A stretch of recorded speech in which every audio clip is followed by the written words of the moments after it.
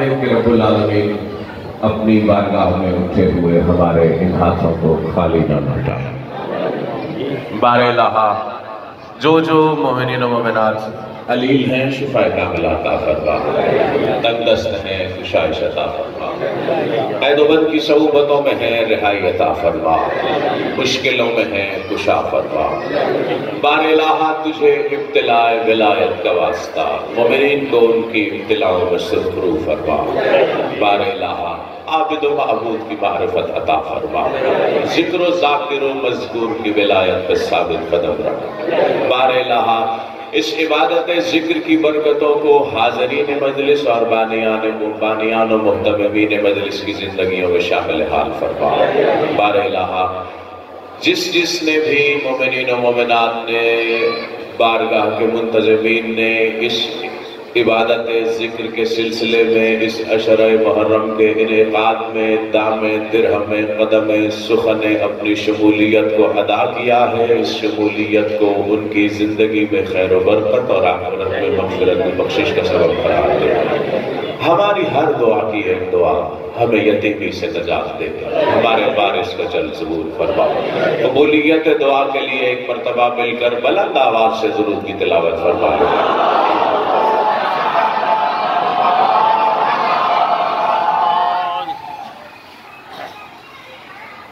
اعوذ باللہ السمیع العلیم من الشیطان اللعین الرجیم، بسم اللہ الرحمن الرحیم۔ الحمدللہ الذی لا یبلغ مدحتہ القائلون ولا یحصی نعماءہ العادون ولا یعدی حقہ المجتہدون، وصلی اللہ علی شافع الامم ودافع النقم وکاشف الظلم وسید الامم شفیع ذنوبنا وطبیب قلوبنا ابی القاسم محمد خاتم النبیین وعلی اہل بیتہ الذین ہم قاعدۃ الامم واولیاء النعم وابواب الایمان وامناء الرحمن والحق معهم وفیہم ومنہم والیہم واذہب اللہ عنہم الرجس وطہرہم تطہیرا۔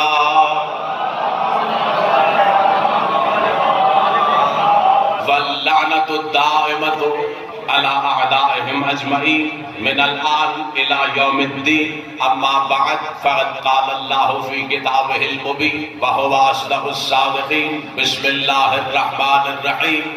یوم یکشف عن ساق ویدعون الى السجود ولا یستطیعون بالسجود۔ درود پڑھیے گا جواب میں بارہ دیگر درود کی تلاوت سے پال لیجیے۔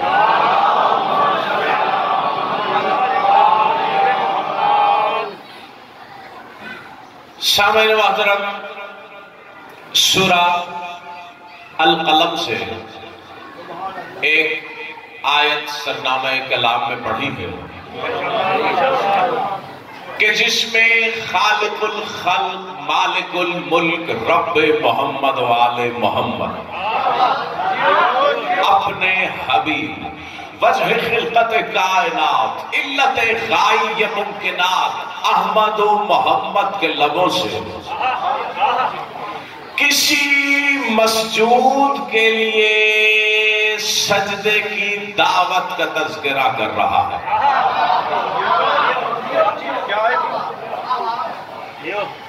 آج عشرہ محرم الحرام کی پہلی مجلس سے ہم سجدہ ذکر کا آغاز کر رہے ہیں۔ آغاز بھی سجدہ ذکر کا ہے اور آج کی گفتگو کا عنوان بھی سجدہ۔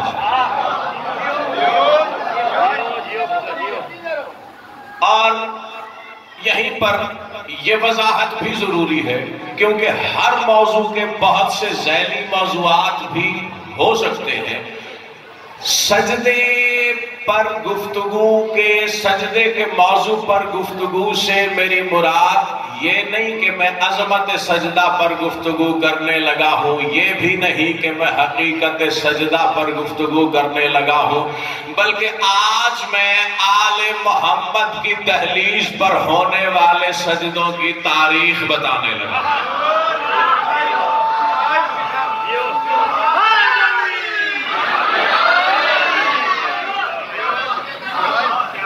جیو آپ کی مودت سلامت۔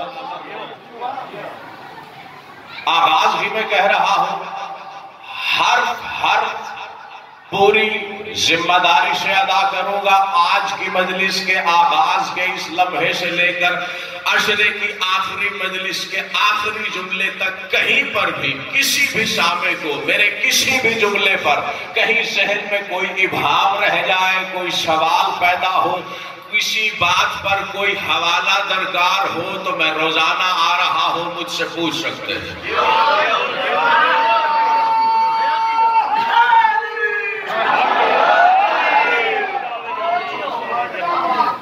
آپ کی مودت سلامت، کیونکہ میں جانتا ہوں یہ ممبر ذمہ داری کا مقام ہے اور ادب کا مقام ہے۔ اس بات کو اگر ہماری قوم سمجھتی، آخری بندے تک ہر علی والے کی طبیعتوں میں تازگی، سماعتوں میں آمادگی ہو تو گفتگو کا آغاز کیا جائے۔ فرمایا یوم یکشف عن ساق ویدعون الی السجود ولا یستطیعون بالسجود۔ قرآن کہہ رہا ہے کہ قیامت کے دن حشر کے میدان میں کسی حقیقت پر سے حجاب اٹھا کر اللہ تمام کی تمام خلائق کو سجدے کی دعوت دے گا۔ اچھا، یہیں پر یہ بھی بتاتا چلوں کہ قیامت کا دن دار التکلیف نہیں، دار الجزا ہے۔ دار الجزا ہے، کیا مطلب؟ یعنی قیامت میں عمل نہیں ہے، قیامت میں فقط صلہ ہے۔ تو سجدہ تو عمل ہے، تو آخر وہ ایسی ہستی ہے کون کہ خود مسجود حق جس کے سجدے کی دعوت دے رہا ہے؟ اگر تو اللہ اپنے سجدے کی بات کرے تو پھر تو وہ اللہ نہیں رہتا۔ ہر پر توجہ کا طلبگار علی کی ذات وہ ذات ہے کہ خلقت آدم اول سے بھی بہت پہلے جب کسی ایسے لمحے میں، جب ابھی لمحے بھی خلق نہیں ہوئے تھے، کسی ایسے لمحے میں علی کا نور چمکا۔ علی کے نور کو جب ملائکہ نے دیکھا، ملائکہ علی کے نور کو دیکھتے ہی سجدے میں گر گئے اللہ سمجھ کر۔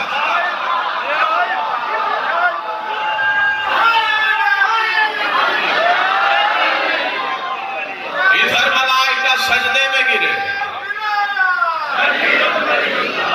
ادھر ملائکہ سجدے میں گرے، ادھر سید الملائکہ جبریل کی ندا بلند ہوئی، اللہ اکبر۔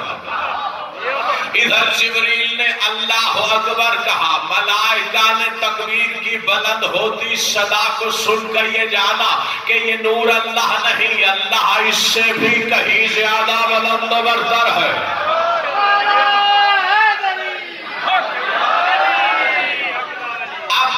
میرے ہم قدم رہیے گا، اب جب ملائکہ سجدوں سے سر اٹھا رہے ہیں، تکبیر سید الملائکہ سن کر سجدوں سے سر اٹھاتے ہوئے ملائکہ کہہ رہے ہیں، ما اشبہ ھذا النور بنور ربنا، یہ نور ہمارے رب کے نور کی کتنی بڑی شبیہ ہے۔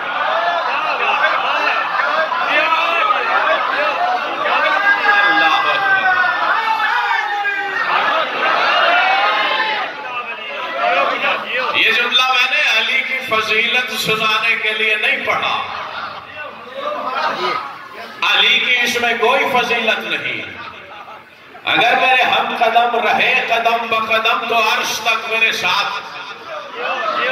اللہ اکبر۔ کیوں پڑھا میں نے یہ جملہ؟ یہ جملہ سماعتوں کے حوالے کرنے کے لیے کہ ملائکہ نے کیا کہا تھا، ما اشبہ ھذا النور بنور ربنا، یہ نور ہمارے رب کے نور کی کتنی بڑی شبیہ ہے، یہ نور ہمارے رب کے نور سے کتنا زیادہ مشابہ ہے۔ تو اللہ نے اس مقام پر ملائکہ کو چھاڑا نہیں، ملائکہ کو چھڑکا نہیں کہ تم کہہ بھی رہے ہو کہ میں نہیں پھر بھی سجدہ کیا، کہہ بھی رہے ہو میرے نور کی شبیہ ہے۔ تو جب نوری مخلوقات، وہ معصوم ملائکہ جو نوری مخلوق ہے، وہ شبیہ کو سجدہ کر سکتی ہے، تو ان کا ماننے والا اس شبیہ کی حقیقت تو سجدہ تعظیم کیوں نہیں کر سکتا؟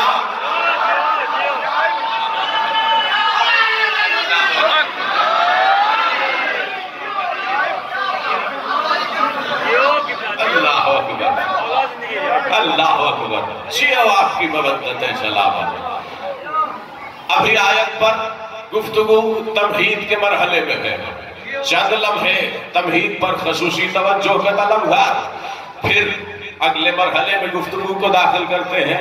میں نے کہا علی کی ذات وہ ذات ہے، اللہ اکبر، علی کی ذات کو قدم بقدم حرف بحرف میرے ہم قدم رہیے گا، علی کی ذات وہ ذات ہے کہ آدم اول کی خلقت سے پہلے سے لے کر قیامت تک آنے والے آخری آدم ذات تک میں باشعور انسانیت نے ہمیشہ یہ سوچا، ہمیشہ یہ سوال کیا، جب قیامت کے میدان میں، میدان حشر میں تمام کی تمام خلائق جمع ہوں گی تو اللہ کی آواز آئے گی، او میرے بندو، تم نے ہمیشہ چاہا کہ جانو علی کیا ہے، ہمیشہ ڈھونڈا علی کیا ہے، ہمیشہ پوچھا علی کیا ہے، ہمیشہ سوچا علی کیا ہے، آؤ آج میں چلی دکھاتا ہوں کہ علی کیا ہے۔ اللہ اللہ اکبر۔ اب آدم اول سے لے کر قیامت تک آنے والے آخری آدم ذات تک کی نگاہیں الوہی حجاب سے رکھتے ہوئے الوہی حجابوں پر گڑی ہوں گی۔ حرف حرف کی ضمانت پر کہہ رہا ہوں، کوئی دیکھنا چاہے کتاب میں تو تفسیر مولا عسکری میں دیکھ سکتا ہے، جو جملہ پڑھنے لگا ہوں۔ مولا عسکری نے یہ فرمایا کہ قیامت کا دن وہ دن ہے کہ جس دن قرآن کہہ رہا ہے کہ ہر حقیقت سے پردہ اٹھا دیا جائے گا، اللہ خود آخری آدم ذات تک کو دعوت دے کے کہے گا، آؤ میں چلی دکھاتا ہوں علی کیا ہے۔ خلق کی نگاہیں الوہی حجابوں پر گڑی ہوں گی، الوہی حجاب سرکنا شروع ہوں گے، آہستہ آہستہ الوہی حجاب سرکتے سرکتے جب حجاب نگاہوں سے اوجھل ہوں گے، خلق دیکھے گی کہ عرش پہ تو علی بیٹھا ہے۔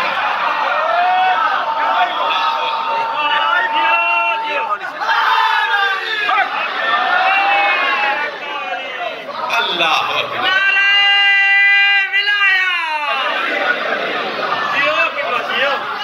زندہ باد زندہ باد زندہ باد مردہ باد مردہ باد مخالف جلانا بے شمار جلانا بے شمار جلانا بے شمار۔ آپ کی مودت سلامت، خلائق دیکھیں گی کہ عرش پہ تو علی بیٹھا۔ اگر کسی کے ذہن میں یہ ابہام پیدا ہو رہا ہو کہ عرش، تو ہم نے تو یہی سنا کہ عرش پہ اللہ بیٹھتا ہے، یہی تو ہمارا مسئلہ ہے، ہمارے متعلق، ہمارے عقائد سے متعلق ہمارے بنیادی تصورات ہی کلیئر نہیں ہے، جس کی وجہ سے ہمیں یہاں سے نیت صاف ہوتی ہے لیکن عقائد سے متعلق تصورات واضح نہ ہونے کی وجہ سے مولوی کے چکر میں آ جاتے ہیں۔ اگر کوئی مولوی یہ کہے کہ یہ کیا کہہ دیا عرش پہ علی بیٹھا ہے، حوالہ میں نے دے دیا، پھر بھی بات سمجھ نہ آئے تو مولوی سے جا کر یہ سوال کرنا کہ مجھے وہ اللہ دکھاؤ جو بیٹھتا ہو۔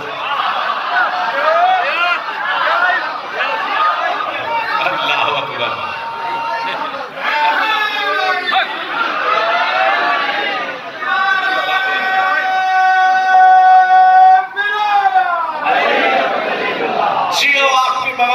سلامت جب خلائق دیکھیں گی کہ عرش پہ علی ہے، عرش پہ علی ہے، ابھی وہ حیرت کے تھپیڑے سہ رہے ہوں گے کہ یہ کیا، عرش پہ تو علی ہے، ہم تو یہی سمجھتے رہے، ہمیں تو مولوی نے ہمیشہ یہی بتایا کہ عرش پہ اللہ بیٹھا ہے، یہاں تو علی ہے۔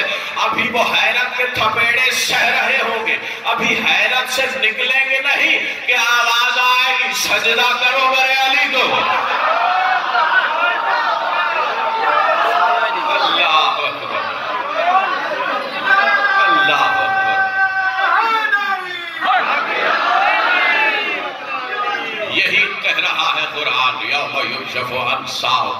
جب علی کی ولایت کی حقیقت خلق کے سامنے آ جائے گی وَيُدْعَوْنَ إِلَى السُّجُودِ، اور انہیں سجدے کی دعوت دی جائے گی فَلَا يَسْتَطِيعُونَ بِالسُّجُودِ، وہ سجدہ نہیں کر سکیں گے۔ یہ کن لوگوں کی بات کر رہا ہے قرآن؟ وقت کے امام کے بابا نے بتایا اس منظر کی منظر کشی کرتے ہوئے کہ جب سجدے کی دعوت دی جائے گی کچھ ایسے ہوں گے جو سجدے کا حکم سنتے ہی سجدوں میں گر پڑیں گے، کچھ ایسے ہوں گے جو سوچ میں پڑیں گے کہ غیر اللہ کا سجدہ، ادھر وہ سوال اٹھائیں گے، آواز آئے گی خبردار آدم اللہ تھا یا غیر اللہ تھا؟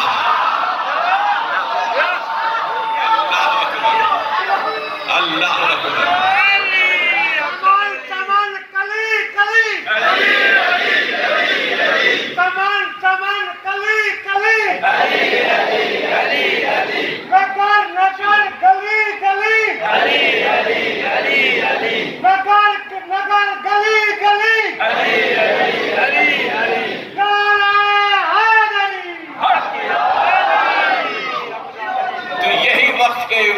بابا بتا رہا ہے یدعون الی السجود ولا یستطیعون بالسجود، کچھ ایسے ہوں گے کہ ہیبت دعوت سے چاہیں گے کہ سجدہ کریں لیکن ان کی گردنیں بیل کے سینگوں کی طرح اکڑ جائیں گی۔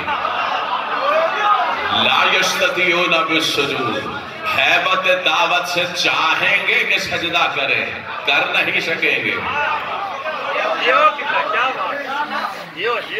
اچھا فرض کریں ممکن ہے، یہاں پر توجہ چلی گئی اس جہت کی طرف کہ ہو سکتا ہے کسی کے ذہن میں یہ سوال پیدا ہو کہ ابو البشر آدم کا سجدہ تو نوری ملائک نے اللہ کے حکم پر کیا تھا، تو بشر کیوں سجدہ تعظیم کرے؟ ایک جملہ کہتا چلو یہاں پر، وہ تو تھا نا نوری مخلوقات کا اللہ کے حکم پر ابو البشر کو سجدہ۔ آؤ میں نبی کا نبی کو سجدہ دکھاتا ہوں۔ قرآن ہے، کتاب مبین کی آیت پڑھنے لگا ہوں، کسی عالم دین کی حکایت نہیں ہے نا۔ ہر علی والا میرا ہم قدم، پیچھے بیٹھے سامعین تک بات پہنچ نہیں رہی یا کوئی اور دشواری ہے؟ بس میرے ہم سفر رہیے گا، مجھے یہ احساس رہے کہ ہر علی والا میرا ہم قدم ہے۔ قرآن یہ کہہ رہا ہے ایک نبی کون؟ یوسف کلام کر رہا ہے کس سے؟ اپنے بابا یعقوب سے۔ کہا رأیت احد عشر کوکبا والشمس والقمر رأیتهم لی ساجدین۔ یوسف یعقوب سے کہہ رہا ہے بابا میں نے دیکھا کہ 11 ستارے اور شمس و قمر مجھے سجدہ کر رہے ہیں۔ ہوا کیا؟ یعقوب نے نبی ہو کر، یوسف جو کہ بیٹا بھی ہے، نبی ہو کر نبی کا سجدہ کیا۔ تو ہم لی ساجدین، وہ مجھے سجدہ کر رہے ہیں۔ اللہ اکبر۔ اچھا اسی جملے سے متعلق ایک بات یہاں پر ملاحظہ فرماتے چلیے۔ یہ بھی اگر ذہنوں میں ہے تو اچھی بات ہے، نہیں تو جان لو کہ یوسف نے خواب دیکھا تھا، خواب دیکھا تھا، خواب دیکھا تھا۔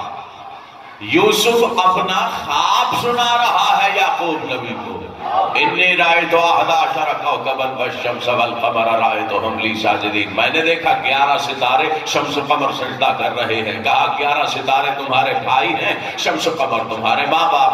خواب دیکھا تھا، خواب کی تعبیر یعقوب نے صرف بتائی نہیں، کر کے دکھائی۔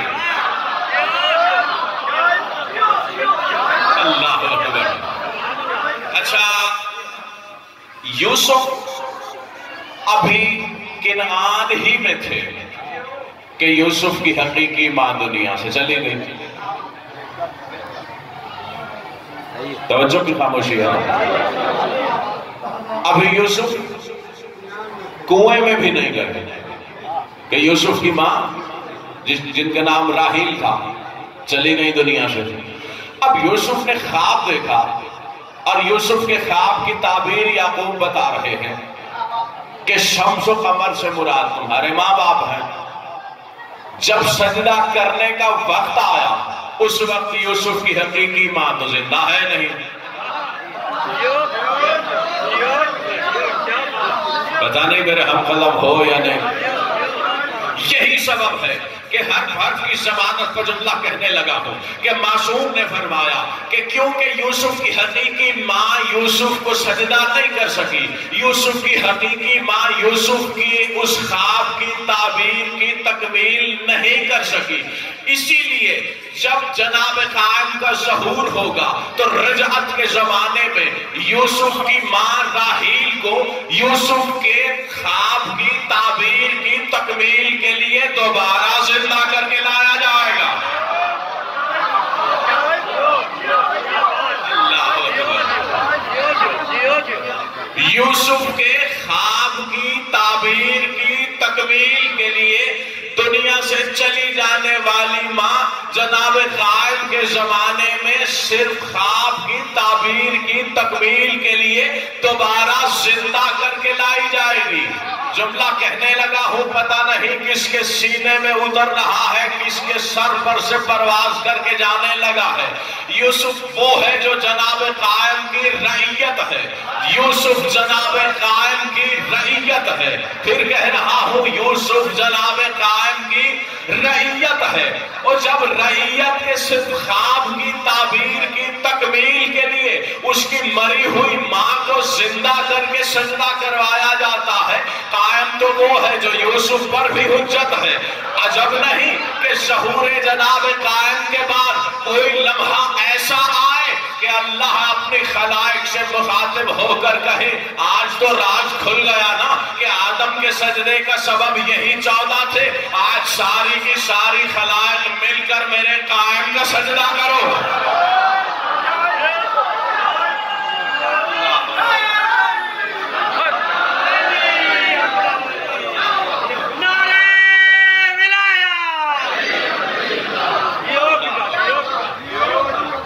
اللہ اکبر۔ تھک تو نہیں گئے نا؟ اچھا، جانتے ہیں آدم کے وسیع کا نام کیا تھا؟ ہبت اللہ۔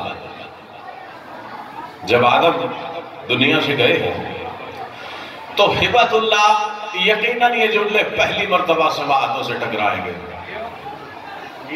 اتریں گے اسی سینے میں جس کا رزق ہوگا۔ جب آدم کے دنیا سے جانے کا وقت آیا، ہبت اللہ ایک طویل سفر کا آغاز کر چکے ہیں، ابھی آغاز ہی کیا تھا کہ ادھر آدم دنیا سے چلے گئے۔ جبریل ہبت اللہ پر نازل ہوا۔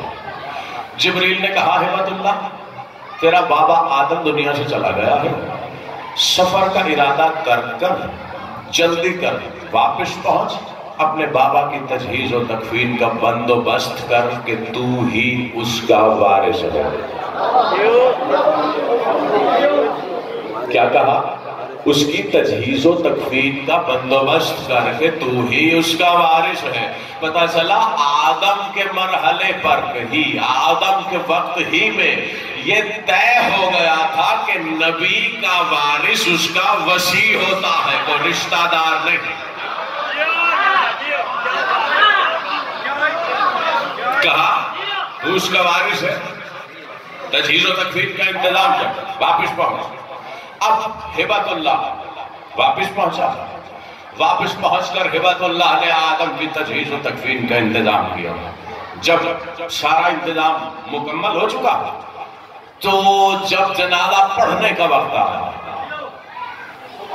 ہبت اللہ نے جبریل سے مخاطب ہو کر کہا، جبریل تو سید الملائکہ ہے، آگے بڑھ، امامت کروا۔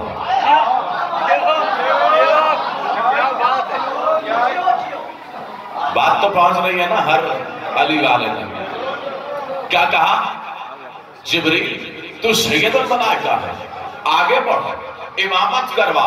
جانتے ہو جبریل نے کیا کہا؟ جب ہبت اللہ نے کہا نا جبریل آگے بڑھ، امامت کروا، جبریل نے کہا ہبت اللہ ابھی کل ہی کی بات تو ہے کہ میں آدم کو سجدہ کیا ہے، یہ کیسے ہو سکتا ہے؟ جس کا میں سجدہ کروں اس کے بیٹے کے آگے کھڑے ہو کے امامت کیسے کروا سکتا ہوں؟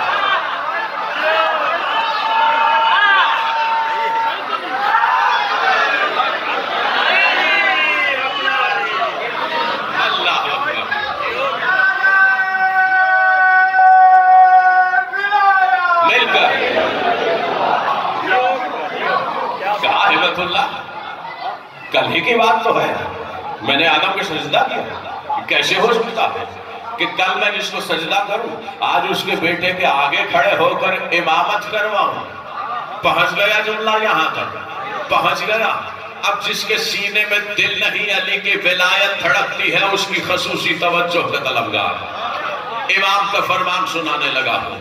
امام بھی وہ جو امام ابن امام ہے، جو ولی ابن ولی ہے، جو حجت ابن حجت ہے۔ امام بھی وہ جو صرف امام ہی نہیں توحید کی شرط بھی ہے۔ سرکار رضا مولا نے فرمایا مثل من اقر بولایت علی کا مثل الملائکۃ فی سجودہم لآدم ومثل من انکر ولایتہ کا مثل ابلیس۔ کہا جس نے بھی میرے جد علی کی ولایت کا اقرار کیا گویا اس نے علی کو سجدہ کیا۔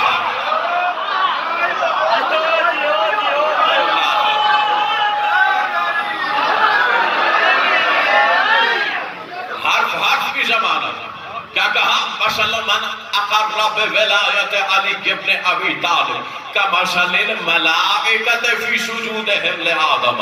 جس نے بھی علی کی ولایت کا اقرار کیا اس کی مثال ان ملائکہ کی مثال ہے جو آدم کے سجدے میں گرے ہوئے ہیں۔ یعنی ولایت کا اقرار کرنے والا بمنزلہ ملائک، جس کی ولایت کا اقرار کیا جا رہا ہے وہ بمنزلہ مسجود۔ یہاں بات روکی نہیں مولا نے اور میں بھی ترجمہ مکمل کرنے لگا ہوں۔ اللہ جانے کس کے دل پہ اترے گی اور کون سوچ کی وادیوں میں ڈگمگانے لگے گا۔ آگے فرمایا مثل من انکر ولایتہ کمثل ابلیس۔ جس نے بھی میرے جد علی کی ولایت کا انکار کیا وہ اس ابلیس کی مثال ہے جو سجدے سے انکاری تھا۔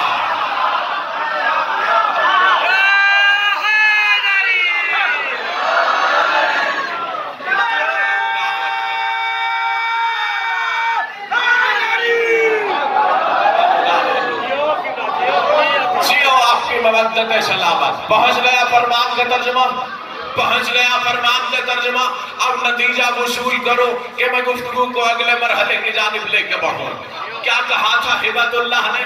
ہبت اللہ نے کہا تھا سید الملائکہ ہے، آگے بڑھ کے امامت کہا کل جس کا میں نے سجدہ کیا آج اس کے بیٹے کی امامت کیسے کرواؤں؟ کل جس کا سجدہ کیا آج اس کے بیٹے کے آگے کھڑے ہو کر اس کی امامت کیسے کرواؤں؟ پتہ چلا یہ بھی آدم ہی کے وقت میں طے ہو گیا تھا کہ جبریل جو سید الملائکہ ہے، وہ سید الملائکہ ہو کر بھی پہلے خلیفہ جس کا سجدہ کیا اس کے بیٹے کی امامت نہیں کروا سکتا، تو وہ علی جو اس عالم پر بھی حجت ہے، وہ علی کسی امتی کی بیعت کیسے کر سکتا ہے؟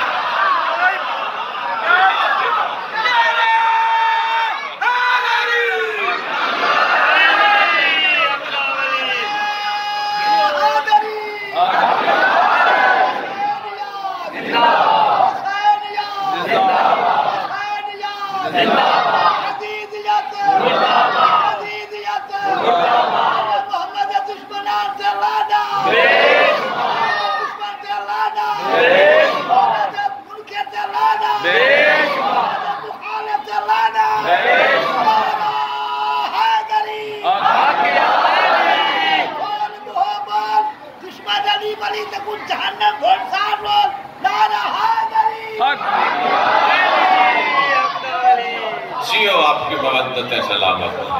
بہت سے لوگ ایسے ہوتے ہیں جنہیں ہمارے بغیر نام لیے بھی دشمنان آل محمد پر لعنت کا جملہ جب ہم کہتے ہیں تو انہیں تکلیف ہوتی ہے، کیونکہ انہیں شک ہوتا ہے کہ شاید یہ ہماری طرف آ رہے ہیں، کیونکہ دل میں علی پہ شک ہوتا ہے، کیونکہ بغض ہوتا ہے۔ اور اگر آپ عرب تہذیب عرب میں سلام کی تاریخ اٹھا کر اگر آپ پیچھے کا سفر کریں نا، تو عرب میں بطور سلام یہ لفظ رائج تھا۔ جب کوئی ملنے والا کسی سے ملتا تو اسے کہتا عبیت اللہ، اللہ تجھے لعنت سے بچا کے رکھے۔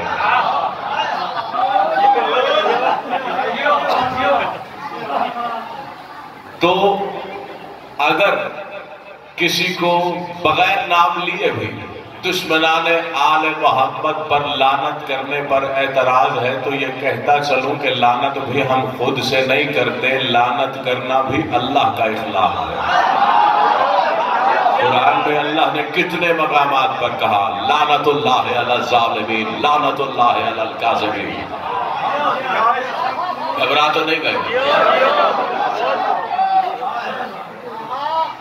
نوری ملائک کا سجدہ بھی آپ نے دیکھا، نبی کو سجدہ بھی آپ نے دیکھا، معصوم کا علی کی ولایت کے اقرار کرنے والے کا مرتبہ ساجدیت بھی آپ نے دیکھا۔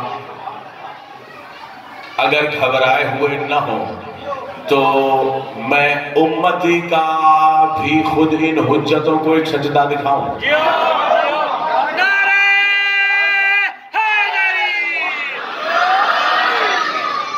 الحمدللہ ہر علی والا میرا ہم قدم ہے۔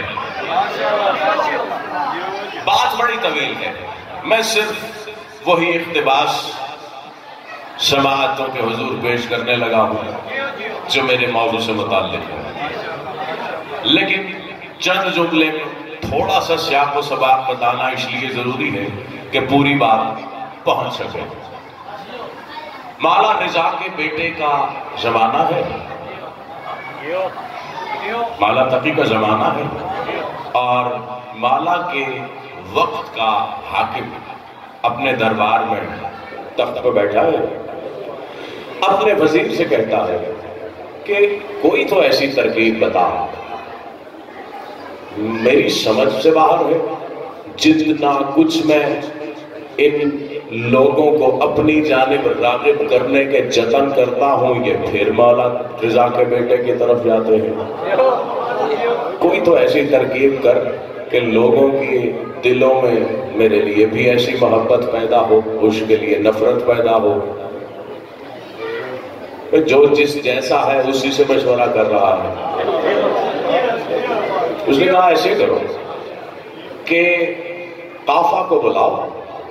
قافہ علم القیافہ کے ماہر علماء کو کرتے تھے۔ علم القیافہ اگر جانتے ہیں تو صحیح، نہیں جانتے تو جان لیں۔ ماضی میں ایسے علوم میں سے تھا، اگرچہ مکتب اہل بیت میں اس علم پر حرمت کا حکم ہے، یعنی یہ اس کے حصول سے منع کیا گیا ہے، لیکن کیونکہ ہمیشہ دشمن آل محمد نے وہی راستہ اپنایا، ہمیشہ اس راستے سے گریز کیا جس پر انہوں نے چلنے کی دعوت دی، ہمیشہ وہ راستہ اپنانے کی کوشش کی جس سے انہوں نے روکا۔ اب ماہرین علم القیافہ کیا کمال تھا ان کا، کیا کرتے تھے؟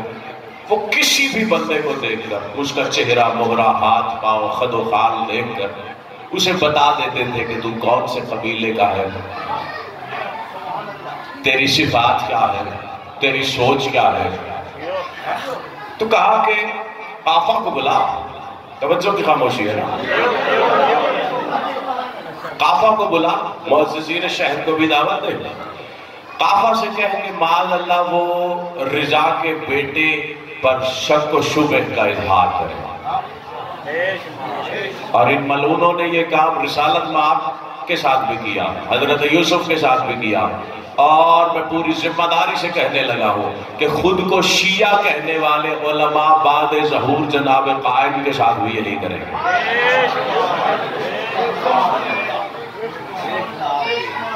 کہا کہ تو قافہ کو بلا، وہ رضا کے بیٹے سے متعلق شکوک و شبہات کا اظہار کریں گے، جیسے ہی وہ اظہار کریں گے ہم سب ہنسیں گے، ان کا معاذ اللہ تمسخر اڑے گا، اور لوگوں کے دلوں میں ان کی محبت کم ہوگی، تیری محبت بڑھے گی۔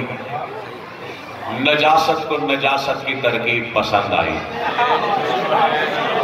اب اس نے معززین شہر کو دعوت دی، معززین شہر کو دعوت دے کر علماء قافہ کو بلایا، بلا کر کہا کہ یہ کرنا ہے۔ انہوں نے کہا ٹھیک ہے۔ جو دربار کے دروازے پر تھے ان سے کہا کہ جب رضا کا بیٹا آئے تم نے استقبال کے لیے آگے نہیں بڑھنا، ایوان پر ایک پردہ لٹکا ہوا ہے، کہا تم نے آگے بڑھ کر وہ پردہ بھی نہیں ہٹانا، کہا ٹھیک ہے۔ اب جب سارا بندوبست یہ مکمل کر چکا، اس نے قاصد بھیجا مالا تقی کے پاس، کہا کہ معززین شہر دربار میں جمع ہے، آپ کو بھی حاکم وقت چاہتا ہے کہ آپ بھی ہماری محفل میں شریک محفل ہوں۔ مالا تقی نے کہا میں آ رہا ہوں۔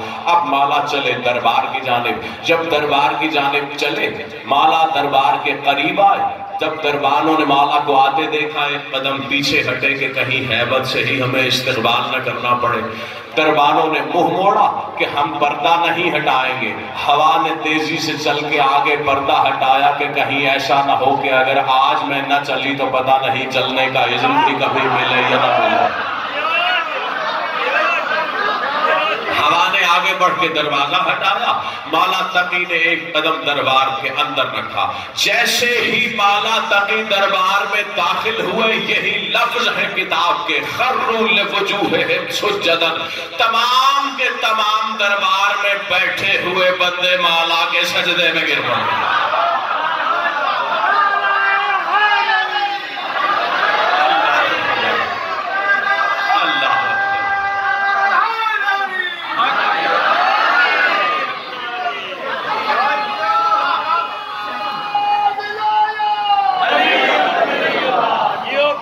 اللہ اکبر۔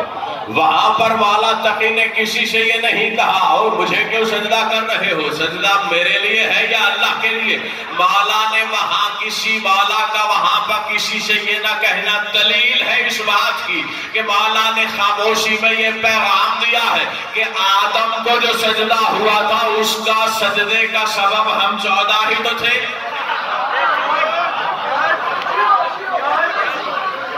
اللہ اکبر۔ تھک گئے ہیں شاید، ایک مرتبہ مل کر سارے علی والے مالا کا نام لیں تاکہ جس کی برکت سے توجہ قائم ہو جائے۔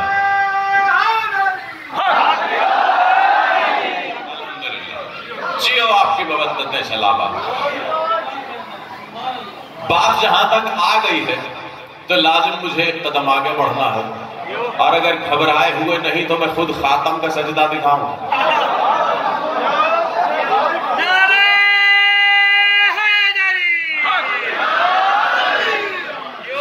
حرف کی ضمانت،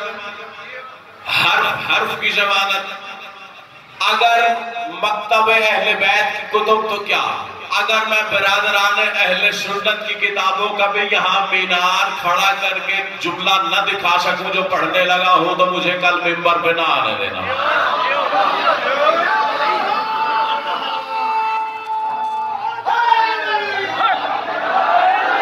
شریر ابن عبداللہ کی روایت پڑھنے لگا ہوں، یہ روایت برادران اہل سنت کی کتابوں میں بھی ہے، اور راوی کا نام اس لیے لے رہا ہوں کہ بہت سے راویان ہیں جنہوں نے بطور گواہی رسول کے سجدے کا ذکر کرتے ہوئے اس روایت کو روایت کیا ہے۔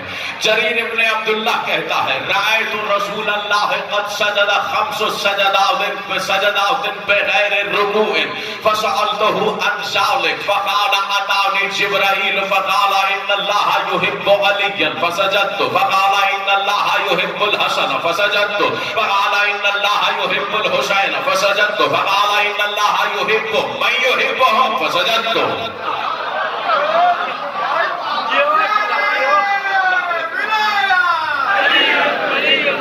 اللہ اکبر۔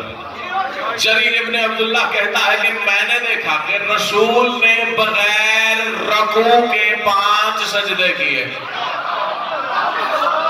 بغیر رکوع کے 5 سجدے کیے۔ پھر دہرا رہا ہوں، بغیر رکوع کے 5 سجدے کیے۔ بغیر رکوع کے 5 سجدے کہنا دلیل ہے اس بات کی کہ رسول حالت نماز میں ہے۔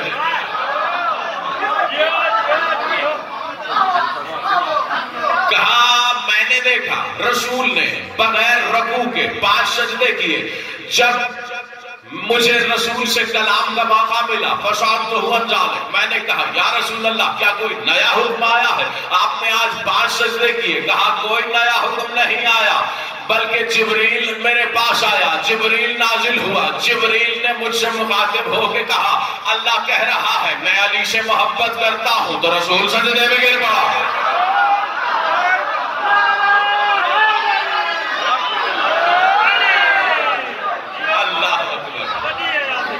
صرف رکی نہیں بات یہاں، ابھی رسول سجدے سے سر اٹھا رہے تھے، پھر جبریل آیا، کہا ان اللہ یحب الحسن، اللہ حسن سے پیار کرتا ہے۔ رسول سجدے میں سر اٹھا رہے تھے، جبریل نے کہا حسین سے پیار کرتا ہے۔ رسول پھر سجدے میں ابھی سر اٹھا رہے تھے، جبریل نے کہا اللہ کہہ رہا ہے میں ان سب سے بھی پیار کرتا ہوں جو ان سے پیار کرے۔ رسول پھر سجدے میں۔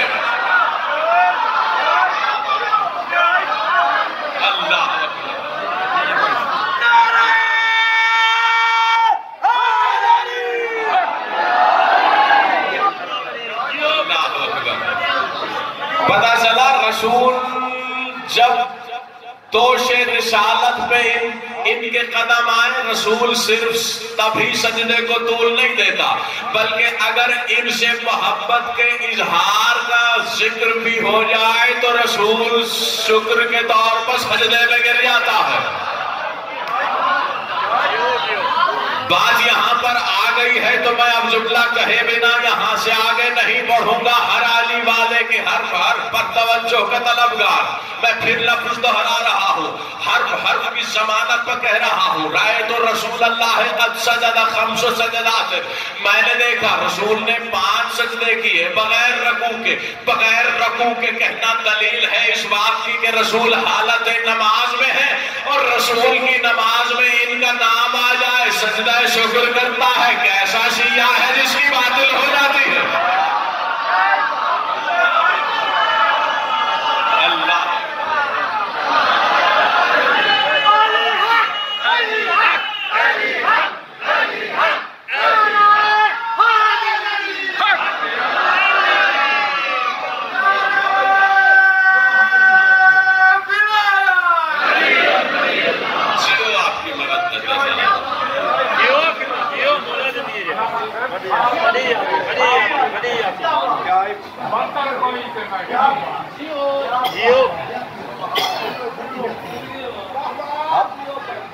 تھکے ہوئے نہیں تو ایک اور جملہ کہہ لو یہ سمیٹ، بس آخری جملہ۔ وقت بھی اپنے کنارے پا گیا اور بات کو اپنی معراج کی جانب لے کے جانے لگا۔ ایک یہودی آیا امیر کائنات کی بارگاہ میں، آگے کہتا ہے علی، یہودی ہے نا، کہتا ہے علی اگر تم محمد و آل محمد آدم سے افضل تو گزا آدم کے برابر بھی ہوتے تو ہم کلمہ پڑھ لیتے۔ گستاخی کر رہا ہے ملعون، کہتا ہے ہم ضرور کلمہ پڑھتے اگر تم اپنی فضیلت میں آدم کے برابر بھی ہوتے۔ کیا کہنا چاہتا ہے؟ سوال اس سے کر رہا ہے جو کلام کا امام ہی نہیں مالک ممبر سنونی بھی ہے۔ کہا یہ میں اس لیے کہہ رہا ہوں کہ اگر تم محمد و آل محمد اپنی فضیلت میں آدم کے برابر بھی ہوتے تو کم از کم اللہ ملائکہ کا سجدہ نہ کرواتا۔ جیسے ہی اس ملعون نے یہ جملہ کہا، مولا نے کہا او یہودی شکلت کا امک ہو، تیری ماں تیرے ماتم میں بیٹھے، آدم کا سجدہ اللہ نے بے اختیار ملائک سے کروایا تھا، وہ مختار مطلق خود ہم محمد و آل محمد کا درود بھیجتا ہے۔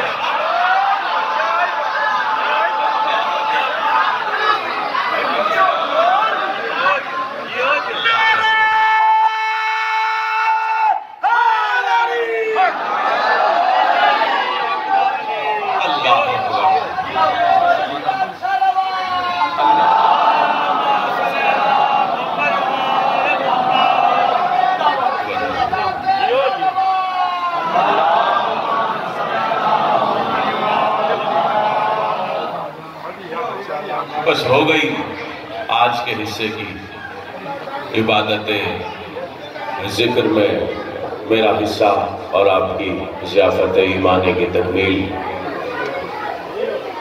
محرم الحرام کا آغاز ہو چکا ہے اور یہ دن کیونکہ عزاداروں کی خلقت میں حدیث ہے رسول کی کہ ہر عزادار کی خلقت کے لمحے میں کربلا کی خاک کا ایک ذرہ اللہ نے اس کے دل میں رکھا۔ یہی وجہ ہے کہ جس کے دل میں کربلا کی خاک کا ذرہ اس کی خلقت میں شامل ہے نا، ادھر کربلا کا نام آتا ہے، ادھر آنکھیں نم ہو جاتی۔ اللہ اکبر۔ اور رونے کے دن بھی میں نے دنوں کی مناسبت کے پیش نظر ایک جملہ کہہ دیا، کیونکہ یہ دنوں کی مناسبت کے پیش نظر کہا کہ رونے کے دن ہے۔ وگرنہ سیرت آل محمد اگر اٹھا کر دیکھو تو کون سا دن ایسا تھا جب انہوں نے خون نہیں رویا۔ اللہ اکبر۔ مولا سجاد کے آگے پانی آتا، پانی پہ مولا سجاد کی نظر پڑتی، دھاڑ مار کے روتے سجاد، کہتے ہائے میرا بابا پیاسا ہے۔ اللہ اکبر۔ مولا رضا ابن شبیب سے مخاطب ہو کے کہہ رہے ہیں، جب شدت گریہ کا سبب پوچھا نا سرکار رضا سے ابن شبیب نے، تو فرمایا یا ابن شبیب ان الحسین اقرح جفوننا، اے شبیب کے بیٹے حسین پر گریہ کرتے کرتے ہماری آنکھوں میں چھالے ہو گئے۔ اللہ اکبر۔ سوائے غم حسین کے کوئی غم نہ دیکھیں آزادار، پرسہ دیتے ہوئے شرم نہ کرنا۔ اللہ جانے اس خانوادے کو پرسے کی حسرت کا عالم کیا۔ 14 صدیاں گزر گئیں، جہاں کہیں بھی پرسہ پیش کیا جاتا ہے وصول کرتے خود آتے ہیں۔ یہ جملہ میں یوں ہی نہیں کہا کرتا، عزادار کے آنسو کے پیچھے مولا حسین کی بھی حسرت ہے، شام والی بی بی کی حسرت ہے، مولا سجاد کی بھی حسرت شامل ہے اس آنسو کے پیچھے، رسول کی اکلوتی بیٹی کی حسرت شامل ہے اس آنسو کے پیچھے، حسین کی 4 سال کی شہزادی کی حسرت شامل ہے اس آنسو کے پیچھے کہ جو گریہ نہ کر سکی، جو بابا کو برسا نہ دے سکی، جو کربلا سے شام تک سفر کے دوران اپنی سواری کے ساتھ ساتھ چلتے مولا حسین کے نیزے پر سوار سر کو جب دیکھتی تو ادھر شہزادی کے گریے کی آواز بلند ہوتی، ادھر سے کوئی ملعون تازیانہ لے کر شہزادی کی طرف بڑھتا۔ اللہ اکبر، سوائے ہمیں حسین کے کوئی غم نہ دیکھیں عزاداروں۔ مولا حسین حاکم مدینہ کے دربار میں ہیں۔ بنی ہاشم کے جوانوں کو مولا حسین نے قصر دارالعمارہ کے دروازے کے باہر روکا، کہا تم میرے ساتھ نہیں آؤ، ہاں اگر میری آواز کو بلند پاؤ تو چلے آؤ۔ عزاداروں، مولا حسین تخت والے سے کلام ہو رہا ہے، کلام ہوتے ہوتے ایک مرتبہ فرزند رسول کی آواز جلال کے عالم میں بلند ہوئی، کہا اے ملعون، تیری جرأت کہ تو حسین کی گردن کی بات کرے؟ اللہ اکبر۔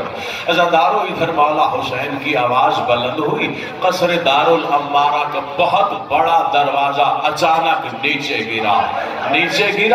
جب نیچے گرا تو حسین نے دیکھا سب سے آگے عباس، بڑی تیزی کے عالم میں عباس آگے بڑھ رہے ہیں۔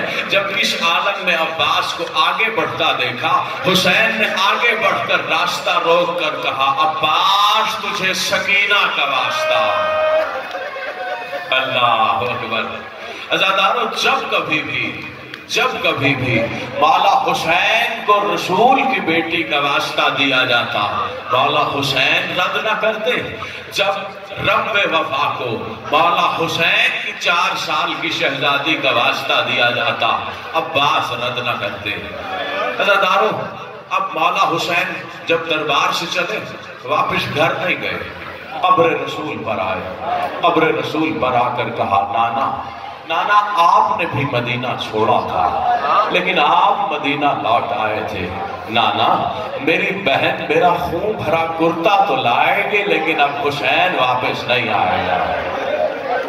اللہ اکبر، اللہ اکبر۔ میں بہت آرام سے پڑھ رہا ہوں، میری کوشش ہے ہر عزادار کی آنکھ نم ہو جائے۔ کہا نانا، حسین واپس نہیں آئے گا، نانا تیری امت نے حسین کو مدینے میں رہنے نہ دیا۔ عزادارو، حسین کلام کر رہے ہیں، قبر رسول سے آواز آئی، حسین میری قبر کو چھوڑ، اپنی ماں کی قبر پہ جا، تیری ماں بڑی بےتاب ہے۔ اللہ اکبر۔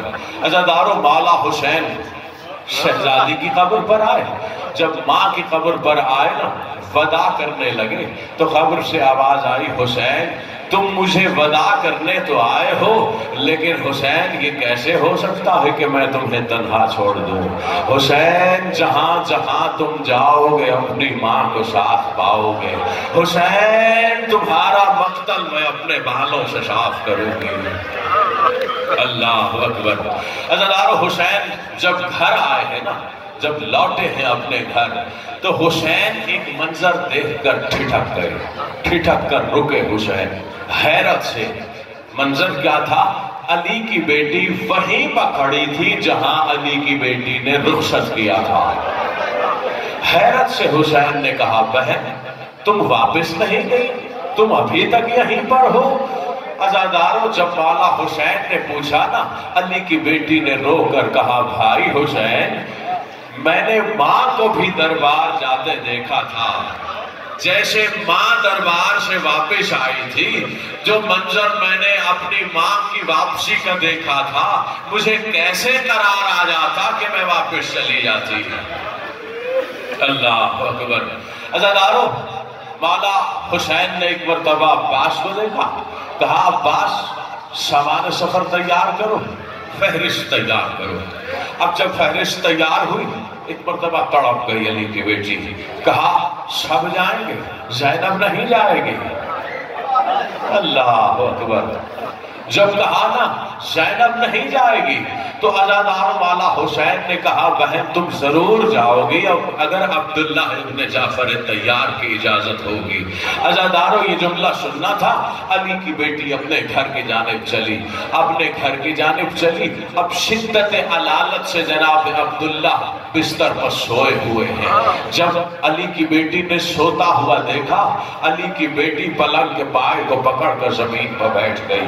علی کی بیٹی نے گریہ کرنا شروع کیا، گریہ سسکیوں میں بدلا، سسکیاں آہوں میں بدلی۔ جب علی کی بیٹی کے گریے کی آواز بلند ہوئی، عبداللہ ابن جعفر طیار کی آنکھ کھلی۔ جیسے ہی منظر دیکھا تڑپ کر اٹھے عبداللہ، کہا علی کی بیٹی زمین پر کیوں بیٹھی ہو؟ علی کی بیٹی گریہ کیوں کر رہی ہو؟ کہا سب عراق جا رہے ہیں، زینب نہیں جائے گی۔ کہا بات کیا ہے؟ کہا میرے بھائی نے کہا ہے اگر عبداللہ کی اجازت ہوگی تو زینب جائے گی۔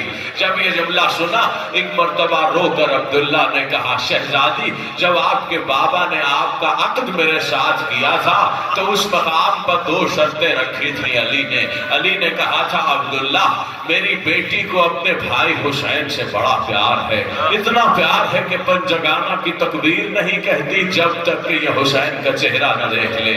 جب کبھی بھی اپنے بھائی کو دیکھنا چاہے، اپنے بھائی سے ملنا چاہے، اسے روکنا نہیں۔ کہاں تعبیر ہوگی؟ اللہ اکبر۔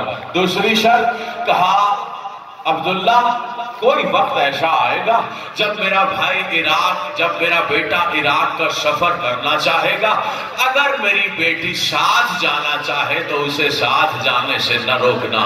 کہا شہزادی یہ تو آپ کے بابا نے عقد کے مرحلے پر ہی شرط رکھی تھی، میری کیا جرات کہ میں آپ کو اجازت دوں یا نہ دوں؟ آپ میری جانب سے آپ ایک آن کو لے جائیے، ایک محمد کو لے جائیے۔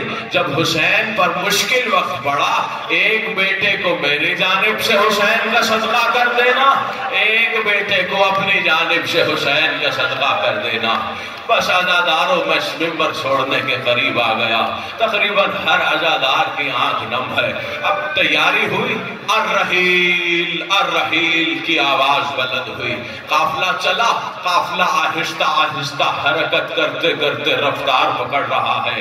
سواریوں کے سموں سے اڑتی ہوئی دھول میں اچانک عباس نے کوئی منظر دیکھا۔ ایک مرتبہ تیزی سے عباس نے اپنا گھوڑا مولا حسین کی سواری کے قریب لا کر کہا آقا قافلہ روکنے کا حکم دیجئے، قافلے کی دھول میں روتی ہوئی سغرا رہی ہے۔ اللہ اکبر۔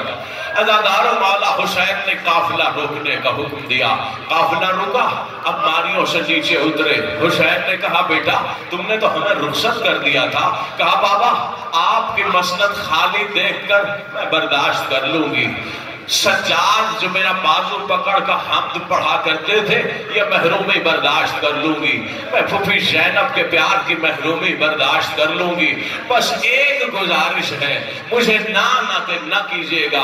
کہا بیٹا کیا؟ کہا ایک مرتبہ مجھے علی اصغر دے دو، میں علی اصغر کا بوسہ لینا چاہتی ہوں۔ عزاداروں علی اصغر شہزادی کی آغوش میں آئے، جب آغوش میں آئے بڑی دیر گزر گئی، مولا حسین نے علی کی بیٹی کو کوئی اشارہ کیا، علی کی بیٹی آگے بڑھی، علی اصغر کو لینا چاہا، علی اصغر نہیں جاتا۔ جب شہزادی صغرا نے دیکھا کہ اصغر نہیں جاتا ایک قدم پیچھے ہٹی، کہا خود سے آ جائے تو لے لینا، مجھ سے زبردستی اصغر نہ لینا۔ عزاداروں شہزادی پیچھے ہٹ گئی، شہزادی رباب آگے بڑھی، اصغر نہیں آتا، ہر شہزادی آگے بڑھی، اصغر نہیں آتا، حتیٰ کہ شہزادی شکینہ آگے بڑھی، اصغر نہیں آتا۔ ایک مرتبہ مولا حسین آگے بڑھے، حسین کے بڑھتے قدم دیکھ کر شہزادی شہرا ایک قدم پیچھے ہٹ کے کہتی ہیں بابا باپ بن کر بلائیے گا، امام بن کر نہ بلائیے گا۔ عزاداروں مولا حسین نے شہزادہ اصغر کے کان کے قریب آ کر کوئی جملہ کہا، ہمک کر علی اصغر حسین کی آغوش میں جب چلنے لگے دوڑتے ہوئے شہزادی صغرا نے کہا بابا اصغر نہیں مانتی، مجھے یہ تو بتاؤ اصغر سے ایسا کیا کہا کہ ہمک کے چلا آیا؟ اللہ جانے حسین نے شاید یہ جملہ کہا ہو علی اصغر اگر تم نہیں آؤ گے تو کربلا کی تکمیل کیسے ہوگی؟ اصغر تم نہیں آؤ گے تو حرملہ کا تیر کون کھائے گا؟